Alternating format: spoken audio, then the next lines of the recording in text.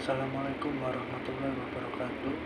Saya Yogi Vivaldi Setiardi dari Prodi Manajemen kelas 7 MSDM 1, nomor NIM 5190203065. Di sini saya mau mempresentasikan mata kuliah Bahasa Indonesia yang materinya ragam dan laras bahasa. Ketika bahasa itu berada pada tataran fungsi bahasa, ekspresi diri, dan fungsi bahasa komunikasi, bahasa yang digunakan masuk ke dalam ragam bahasa dan laras bahasa.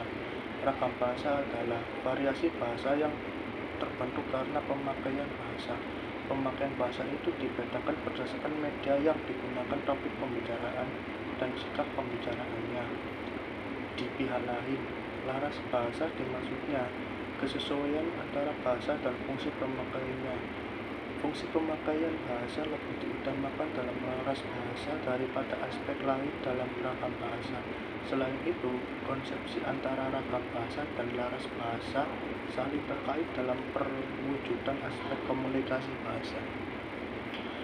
Laras bahasa apapun akan memanfaatkan ragam bahasanya, misalnya laras bahasa lisan dan ragam bahasa tulis.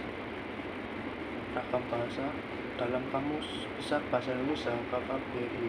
Ragam bahasa diartikan variasi bahasa menurut pemakaiannya, topik yang dibicarakan, lingkungan pembicara dan teman bicara, dan medium pembicaraannya. 2005-950. Pengertian ragam bahasa ini dalam berkomunikasi perlu memperhatikan aspek: 1. Situasi yang dihadapi, 2. permasalahan yang hendak disampaikan, 3. latar belakang pendengar atau pembaca yang dituju, dan medium atau sarana bahasa yang digunakan. Keempat aspek dalam ragam bahasa tersebut lebih mengutamakan aspek situasi yang dihadapi dan aspek medium bahasa yang digunakan dibandingkan kedua aspek yang lain. Ragam bahasa berdasarkan situasi pemakaiannya. Berdasarkan situasi pemakaiannya, ragam bahasa terdiri atas 3 bagian, yaitu ragam bahasa formal, ragam bahasa semi-formal, dan ragam bahasa non-formal.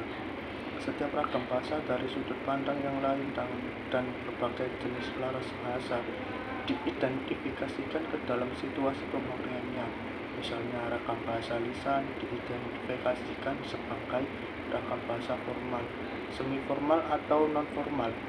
Begitu juga laras bahasa manajemen diidentifikasikan sebagai ragam bahasa formal, semi-formal, atau non-formal.